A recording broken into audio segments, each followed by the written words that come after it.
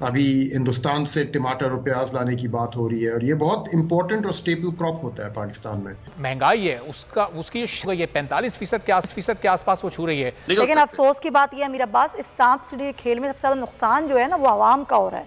आवाम पिस रही है, उनका कोई कसूर नहीं है। पेट्रोल की बढ़ती कीमत, डॉलर का बढ़ता रेट और बढ़ती हुई महंगाई, अवाम ये सवाल करते हैं कि आखिर वो कौन से मुश्किल फैसले हैं और कब तक इन मुश्किल फैसलों के असरात अवाम को अपनी जिंदगी में देखने को मिलेंगे। आने वाले दिनों में अवाम को मजीद कितनी महंगाई के लिए तैयार रहना होगा? आई थिंक अभी कहना मुश्किल है एग्जैक्ट अमाउंट। अलबत्ता अभी डॉलर से ज्यादा जो चीज महंगाई को फीड करेगी वो सैलाबी जो असरात है, क्योंकि काफी जो क्रॉप डैमेज हुआ है उसकी वजह से हमने देखा है ऑलरेडी प्याज और टमाटर की कीमतों में बहुत बड़ा इम्पैक्ट आया था सैलाब के फौरन बाद। भी वक्ती तौर पे उसको पूरा कर दिया गया है। कुछ ईरान से शिपमेंट्स आई हैं, अफगानिस्तान के थ्रू भी आई हैं। अभी हिंदुस्तान से टमाटर और प्याज लाने की बात हो रही है और ये बहुत इंपॉर्टेंट और स्टेपल क्रॉप होता है पाकिस्तान में।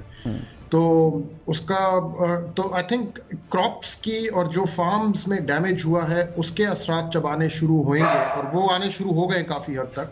मौजूदा हुकूमत ने फेटफ और IMF की शराइत को मानकर वो कवानीन भी लागू कर दिए जो दुनिया में कहीं नहीं है। पाकिस्तान का कर्ज 50,503 अरब रुपए तक जा पहुंचा है। पाकिस्तान दुनिया में फीकस आमदनी के हिसाब से 160वें नंबर पर आ चुका है। तारीख की बदतरीन महंगाई से परेशान शहरियों को फ्लोर मिल्स और ताज़ा दूध बेचने वाले रिटेलर्स ने कीमतों में मजीद इजाफा करके एक और झटका दे दिया है।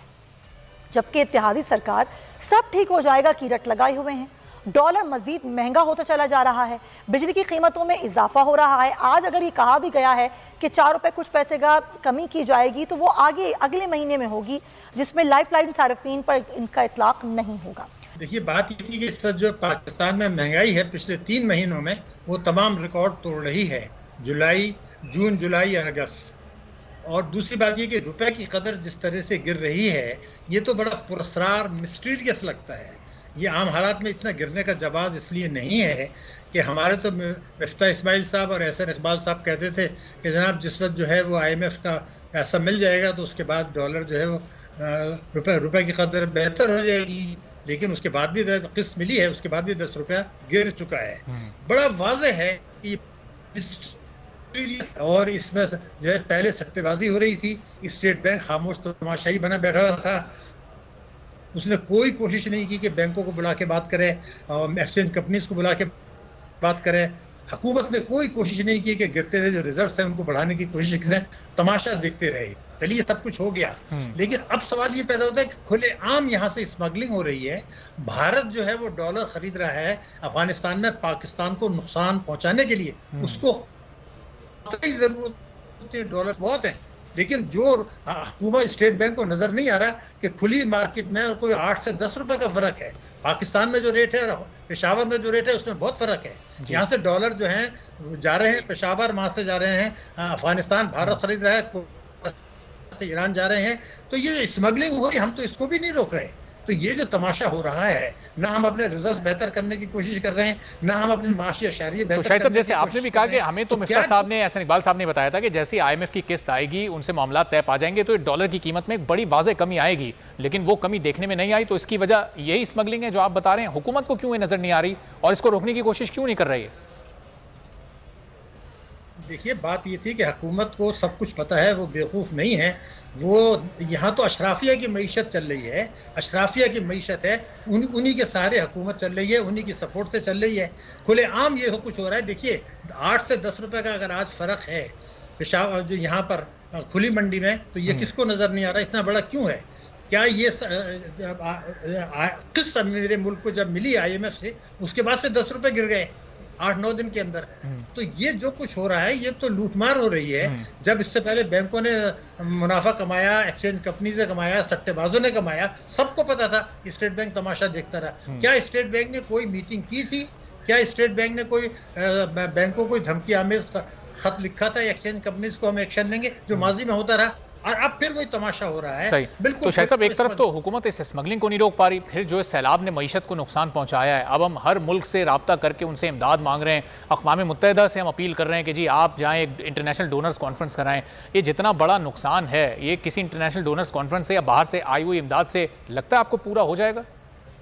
भाई साहब देखिए, आप एक नुक्ता अहम उठा रहे हैं। जो हमने देखा था 2010 में और जो हमने देखा था 2005 में, इन दो चीज़ों में और आज जो हम देख रहे हैं, बेशक पाकिस्तान के लोग खुमदाद दे रहे हैं। मैंने तो ये देखा है, वो जो लोग गरीब खुद जो उनको मदद की ज़रूरत है वो भी जो है कंट्रीब्यूट कर रहे हैं, इदारे भी कंट्रीब्यूट कर रहे हैं, अफवाज पाकिस्तान भी कंट्रीब्यूट कर रही हैं, सब कुछ हो रहा है और बाहर से भी मदद आ रही है। ठीक है, कर लें। तो रेस्क्यू भी अभी तक कोई 12% लोगों को हमने रेस्क्यू और रिलीफ प्रोवाइड किया है अभी तक। सिर्फ मुमकिन है ज़्यादा कर दें, मगर जो मुझे ख़तरा बिल्कुल वाज़े तौर पर नज़र आ रहा है कि रेस्क्यू और रिलीफ के बाद जब रिहेबिलिटेशन का मसला आएगा तो फिर नए नए मसाइल सामने आ जाएंगे और नए नए पॉलिटिकल डिस्कशन शुरू हो जाएंगे, चोर डाकू शुरू हो जाएगा, अदालतों के मामला जो है डिस्कस होने शुरू हो जाएंगे और ये जो रिहेबिलिटेशन है ये फिर पीछे चला जाएगा। ये है खौफनाक चीज़। एक दूसरे के जो कुछ नुकसान गलत पॉलिसी से हो गया, जो हमारे इस वक्त देखिए मेरे मुल्क के में जो महंगाई है वो भारत से 3 गुना ज़्यादा क्यों है बांग्लादेश से? मैं तो एक सवाल पूछना चाहता हूँ जी। ये जून में भी थी जबकि सैलाब का इतना इम्पैक्ट नहीं था। क्या बांग्लादेश से 3 गुना महंगाई मेरे मुल्क में क्यों थी जब सैलाब का इम्पैक्ट नहीं था? बांग्लादेश के मुकाबले में मेरा ग्रोथ रेट कम क्यों है?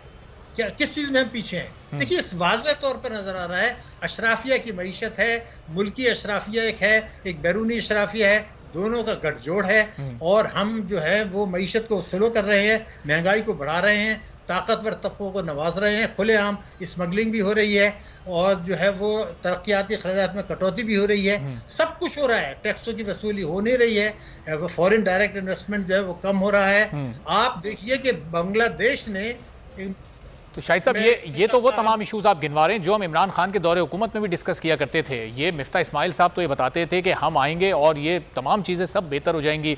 हम तो इससे पहले भी हम करके दिखा चुके हैं। तो वो उनका ट्रैक रिकॉर्ड कहाँ गया? ये 4 महीने में क्यों मामला नहीं संभाले जा रहे? ये जो अभी सैलाब ज़दगान की वजह से जो जितनी इस वक्त मुल्क की मईशत को नुकसान हुआ है, ये नुकसान कैसे पूरा करेंगे? ये कोई $1.5 करोड़ अक़वाम मुत्तहिदा ने ऐलान कर दिया, यहाँ तो अरबों डॉलर्स की ज़रूरत है इस वक्त। बिलाशुबा देखिए, मैं आपसे एक बात कहना चाहता हूँ। पाकिस्तान में आप देखिए ना, आप उन लोगों में से हैं जो इकोनॉमिक्स को बहुत डीपली डिस्कस करते रहे हैं। हमारे यहाँ ये होता था कि एक्सपोर्ट और इंपोर्ट का जो फ़र्क है उसको ट्रेड डेफिसिट कहते हैं और हुकूमतें ये कहा करती थी हमें इसको कम करना है। 9/11 जब हुआ था तो कोई $2 अरब का ट्रेड डेफिसिट था। 30 जून 2022 को $48 बिलियन का ट्रेड डेफिसिट हुआ, जो पिछले साल की इसी मुद्दत से तकरीबन $17 अरब ज़्यादा था।